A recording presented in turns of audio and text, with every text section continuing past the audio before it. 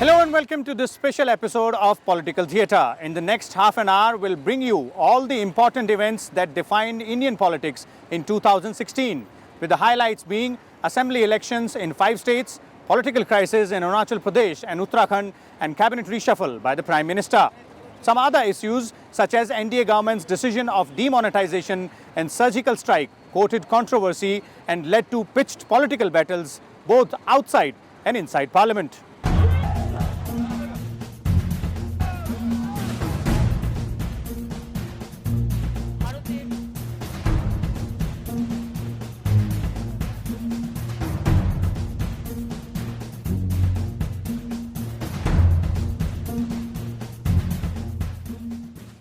Let's begin with the biggest festival of democracy, elections. 5 states, Tamil Nadu, Assam, West Bengal, Kerala and Puducherry went to assembly polls in 2016. While the ruling parties staged a comeback in both Tamil Nadu and West Bengal, the BJP made its entry into the northeast by winning Assam. The UDF lost to LDF in Kerala and Congress had to be content with a win only in Puducherry.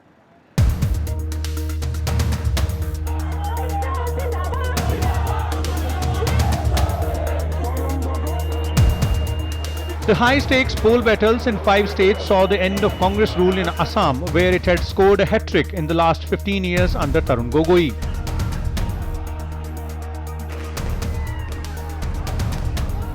With Union Minister Sarbananda Sonowal as its chief ministerial face, the BJP and its allies AGP and Bodo People's Front scored a landslide victory, cornering 86 seats in 126-member assembly. While former Congress leader Hemant Biswa Sharma played a crucial role in BJP's victory, the regional outfit AGP made a comeback, winning 14 out of 25 seats it contested. The Congress managed to win just 26 seats, with 11 of its ministers losing the elections.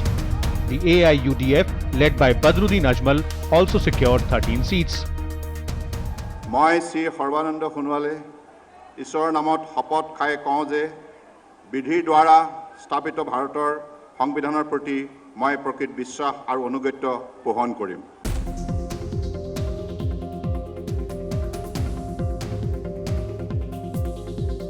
In neighbouring West Bengal, the Trinamool Congress led by Mamata Banerjee made a comeback for the second term in a row, securing a 2/3 majority. Improving its performance over the 2011 elections, the Trinamool Congress, which had then contested an alliance with Congress and won 184 seats in the 294-member assembly, secured 211 seats in 2016. The Left Front and Congress combined had a disastrous outing, winning just 77 seats, out of which 44 went to the Congress. আমি মমতা ব্যানার্জি ঈশ্বর ও আল্লাহর নামে শপথ করিতেছি যে বিধি ধারা স্থাপিত ভারতের সংবিধানের প্রতি আমি অকপট শ্রদ্ধা ও নিষ্ঠা পোষণ করিব। Kerala, a state known to honour its tradition of changing the government in every assembly poll, voted out the Congress-led UDF and handed the reins of power to the Left Democratic Front. While the LDF got a majority by securing 91 seats out of 140, the UDF, led by Congress, won just 47 seats. The BJP scripted history by opening its account in the state assembly with 1 seat. 93-year-old V.S. Achyutanandan, the face of the LDF campaign, gave in to Pinarayi Vijayan post-elections for the post of Chief Minister. Pinarayi Vijayanaya ഞാൻ നിയമം വഴി സ്ഥാപിതമായ ഭാരതത്തിന്റെ ഭരണഘടനയോട് നിർവ്യാജമായ വിശ്വസ്തതയും കൂറും പുലർത്തുമെന്നും ഞാൻ ഭാരതത്തിന്റെ പരമാധികാരവും Puducherry was the only face saver for Congress, where it avenged its defeat in the 2011 elections at the hand of AINRC founder N. Rangaswamy. Congress, which contested 21 seats, won in 15 of them. Former Union Minister V. Narayanasamy took charge of the state after getting a go-ahead from the party high command and later won the by-elections. V. Narayanasamy என்னும் நான் கடவுளின் பெயரால் உறுதி கூறுவதாவது நான் சட்டப்படி ஏற்படுத்தப்பட்ட On the same eastern coast, Tamil Nadu defied its 32-year-old tradition and belied several exit poll predictions by handing a handsome victory to the ruling AIA-DMK led by J. Jayalalitha. Her party won 134 seats out of the total 234 in State Assembly. DMK, headed by 91-year-old M. Karunanidhi, put up a strong fight and won 89 seats, marking a huge improvement from just 22 in the previous elections. The PMK that contested all seats and the third front, headed by actor Vijayakant, scored a blank. J. Jayalalitha என்னும் நான் தமிழ்நாட்டு அரசின் முதலமைச்சர் என்ற முறையில் எனது கவனத்துக்குள்ளாவதும் தெரிய வருவதுமான எந்த பொருளையும் முதலமைச்சரின் கடமைகளை Jay's second consecutive term as Chief Minister lasted just a few months. One of India's most charismatic political leaders died at Chennai's Apollo Hospital in the first week of December after a 74-day battle for life, ending an era in Tamil Nadu's politics and plunging the state into grief.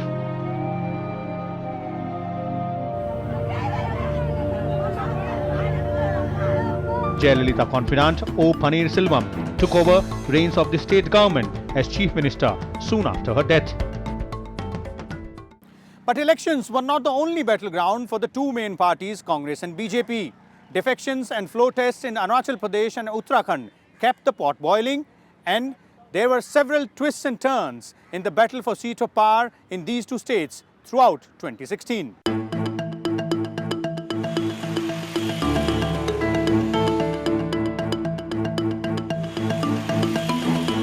The political crisis that was triggered in Arunachal Pradesh in December 2015 with 21 of the 47 Congress MLAs along with 11 BJP and 2 independents extending support to dissident Congress leader Kalikopul spilled over to the next year as well. The scene now moved from the frontier state to the national capital Delhi after the Supreme Court referred the Arunachal issue to Constitution Bench to examine the scope of discretionary powers of the governor. This is a historic and remarkable judgment which were expected by the people of this country. On Republic Day, that is January 26th, Union Cabinet recommended President's rule in Arunachal Pradesh. Supreme Court on February 18th paved way for the new government in state. Kalikopul, the rebel leader, took charge as Chief Minister and round one of this political battle went to BJP. A sudden twist in events came in July when the Apex Court termed Governor's decision of advancing the assembly session as unconstitutional and ordered restoration of the Congress government in Arunachal Pradesh. This came as a setback to the BJP. Chief Minister Nabam Tuki, who failed to gather support, resigned a few hours before the much-anticipated floor test. Prema Khandu, son of former Chief Minister Dorji Khandu, took over the Congress Legislature Party, and Kalikopul, the man who led the original rebellion in the Congress, was left in the lurch. Pul later committed suicide at his official residence. यथास्थिति आज निरस्त होने के बाद नई सरकार के गठन की प्रक्रिया पुनः प्रारंभ हो जाएगी. But the political thriller in Arunachal Pradesh did not end here. 2 months later, Congress got another shock when its Chief Minister Prema Khandu crossed over to People's Party of Arunachal with 43 out of 44 MLAs. Nabam Tuki was the only legislator left with the Congress in the state. I, Prema Khandu, do swear in the name of God that I will not directly or indirectly communicate. It was a bitter fight in Uttarakhand too. In the second week of March, the State Assembly was working on the budget session.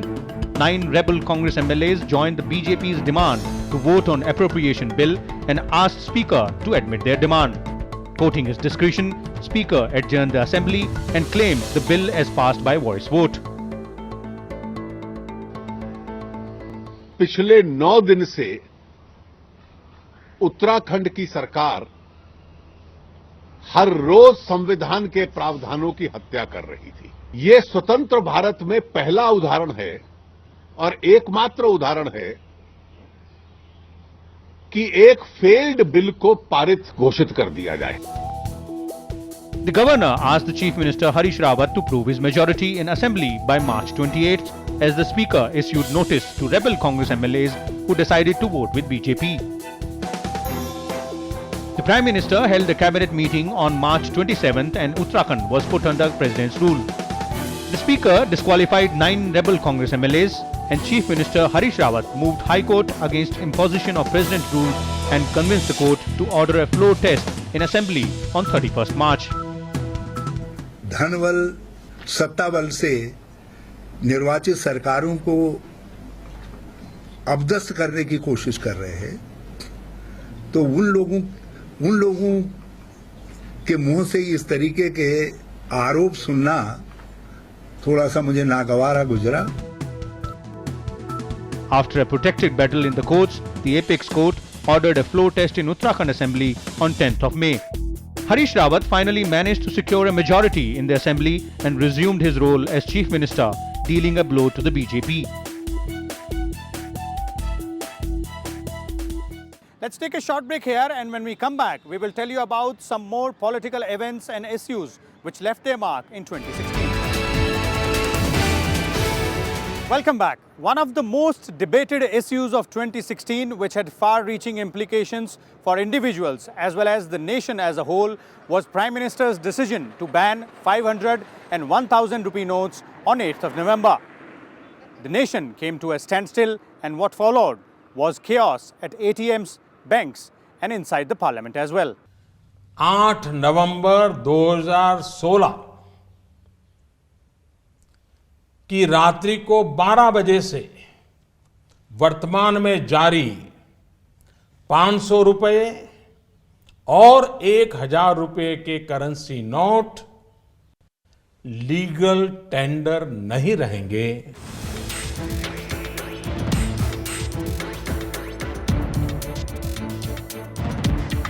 This announcement by Prime Minister Modi jolted entire nation. Suddenly, currency notes of two highest denominations, 500 and 1000 rupees, were no longer legal tender. Government gave 50 days to people to exchange and deposit old notes in their accounts. A number of safeguards were also announced to ensure that essential services are not affected by the move. Hospitals, petrol pumps, railway stations, reservation counters, airports, crematoriums and other key services were asked to accept old notes for some time. There is a congruence of thought between RBI and government. There are multiple objectives that can be achieved with the replacement of the old high denomination notes with a new series.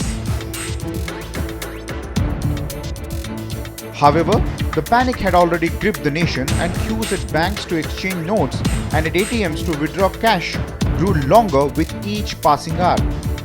As days passed by, many embraced the government's move, but it received political flack from opposition members both inside and outside the parliament.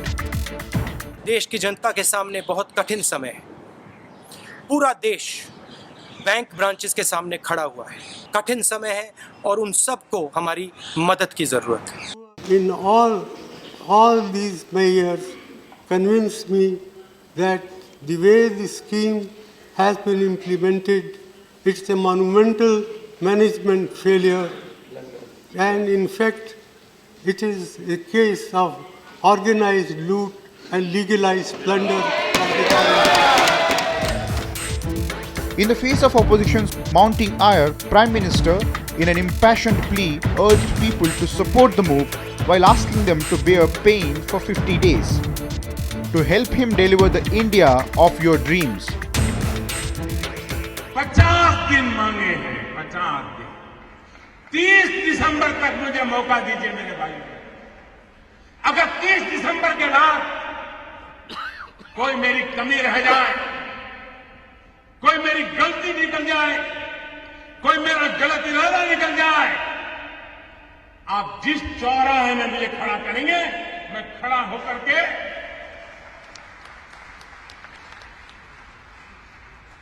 देश जो सजा करेगा वो सजा भुगतने के लिए तैयार है. The opposition parties, however, refused to allow Rajya Sabha to function unless Prime Minister responds to their questions on currency move on the floor of the House. The Lok Sabha also witnessed noisy disruptions, with the opposition demanding a discussion under a rule that mandates voting. आपने कहा कि rule 56 में यहाँ discussion नहीं हो सकता, आप इसको मॉडिफाई करके किसी और तरीके से लाइए. तो हम और तरीका ढूंढें सभी मिलके कि रूल 184 में इस विषय को ले। As a result, winter session washed out. Rajya Sabha Chairman Hamid Ansari expressed strong displeasure over regular disruptions by all sections of the House during the session and asked the members to introspect. The symbolism of dignified protest, so essential for orderly conduct of parliamentary proceedings, all sections of the House need to introspect on the distinction between dissent, disruption, and agitation. Not willing to give in to the government's argument, opposition led by Congress put up a tough fight, levelling corruption allegations against Prime Minister himself. What it has resulted in is an attack on the financial independence of our country, an attack on the poor people of our country. Demonetization and demonetization both are big corruption. It is I don't know what is the hidden agenda. Both the Prime Minister and Rahul Gandhi traded barbs at each other in public rallies. आपने देश को कतार में 70 साल तक खड़ा किया है, उन कतारों को खत्म करने के लिए ये मैंने आखिरी कतार लगाई है। 27 नवंबर 2013 2.5 करोड़ रुपया नरेंद्र मोदी जी को दिया गया। 29 नवंबर 2013 5 करोड़ रुपया नरेंद्र मोदी जी को दिया गया। ये सब रिकॉर्ड में है। Towards the end of 2016, the poll-bound states of Punjab and Uttar Pradesh were buzzing with political activity, while the internal strife of the ruling Yadav clan of Uttar Pradesh spilled over to the roads and television screens. Several politicians in Punjab switched loyalties with an eye on assembly elections in early 2017.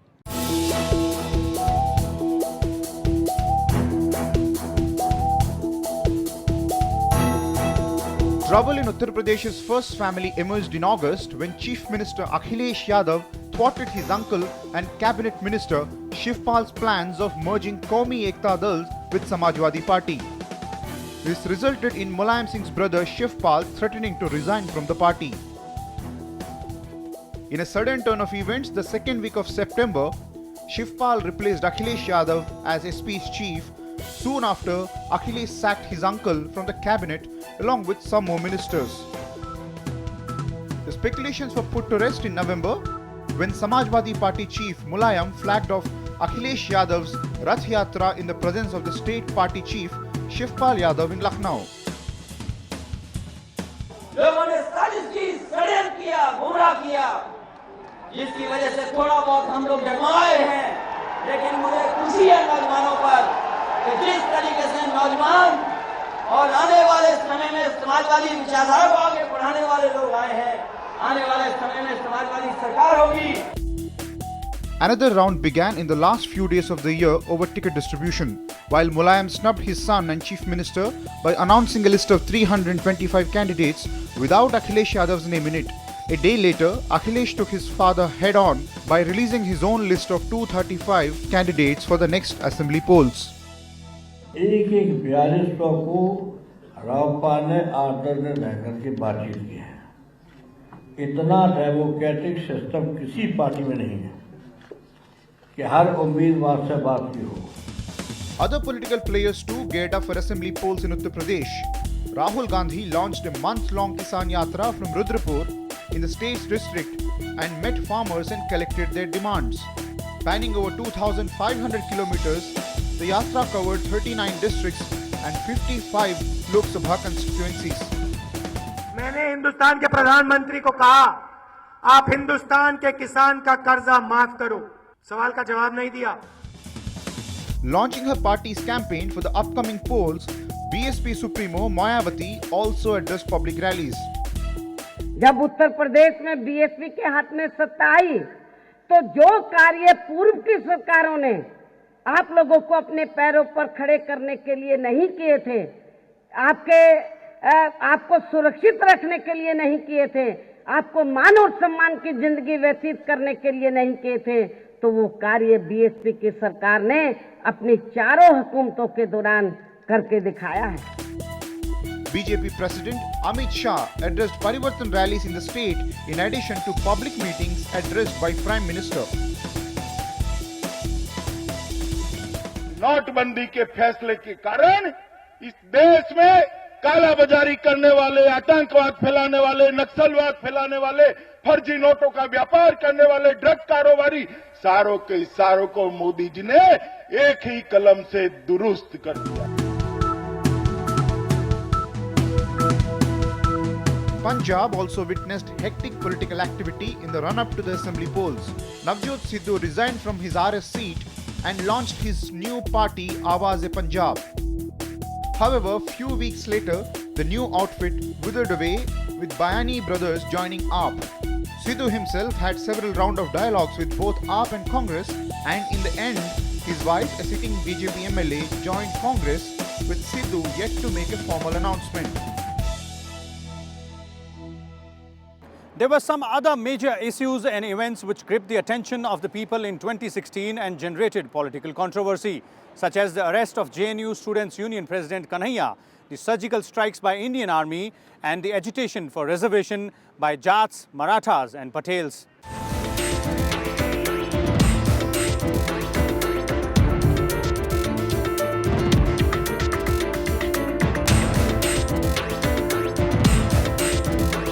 Prime Minister Narendra Modi shuffled his pack of ministers in July, the second such exercise by him in little more than 2 years since he took over in May 2014.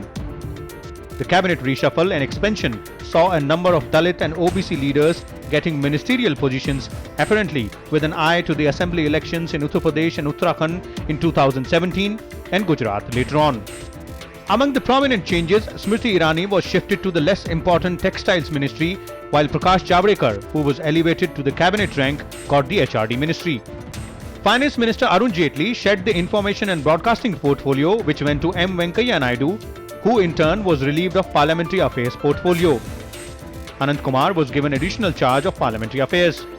Sadanand Gowda was shifted from Law Ministry to Statistics and Program Implementation, while IT Minister Ravi Shankar Prasad got the additional charge of Law and Justice.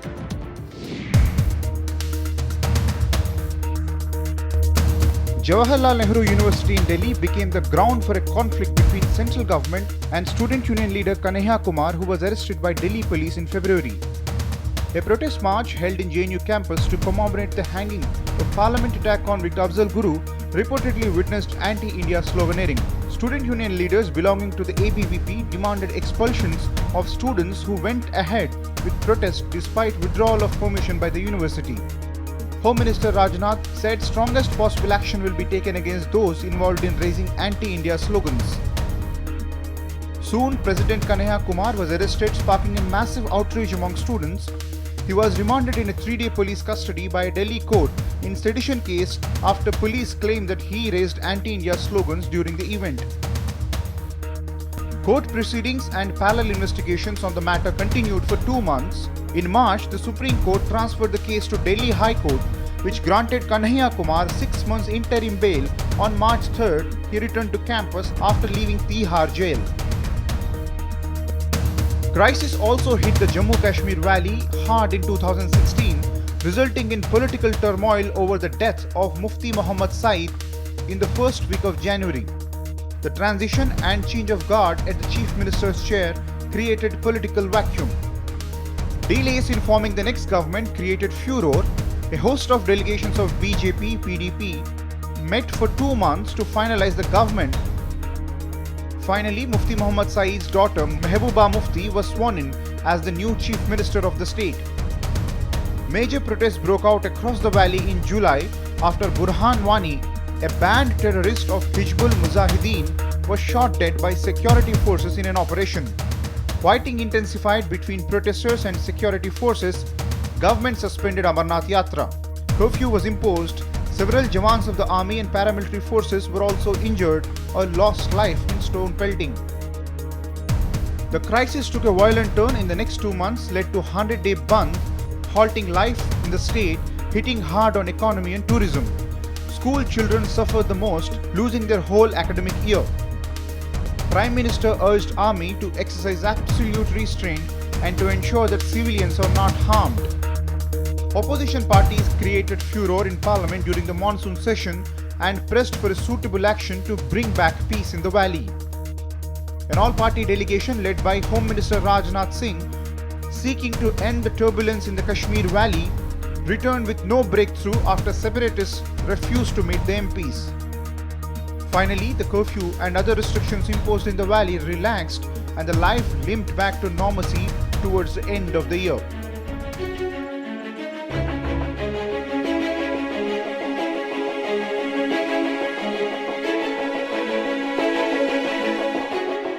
Terror attacks on two military bases in Pathankot and Uri led to significant shift in India's strategy on Pakistan. Government chose to conduct surgical strike along the line of control in response to a series of terror attacks. A decision was made at the highest level in government after Pathankot and Uri attacks, indicating a change of stand on the rules of engagement on the disputed line of control. Nearly 10 days after the Uri attack that claimed 18 Jawans, India carried out surgical strikes in Pakistan's occupied Kashmir, inflicting heavy casualties on terrorists and those protecting them. One more issue which led to the protests in several parts of the country, resulting in loss of life and property, was a demand for reservation by Jats in Haryana, Patels in Gujarat, Marathas in Maharashtra. In another significant development, Communist Party of India Marxist unanimously elected Sitaram Yechuri as the new General Secretary of the party. On the last day of the party's 21st Congress, the 91-member Central Committee unanimously approved Yechuri's appointment. In the last week of 2016, Lieutenant Governor of Delhi, Najib Jung, who has been battling it out with Delhi Chief Minister Arvind Kejriwal on several issues, sprung a surprise by resigning from his post. Soon after, former Home Secretary and 1961 batch IAS officer Anil Baijal was appointed as the new Lieutenant Governor of Delhi.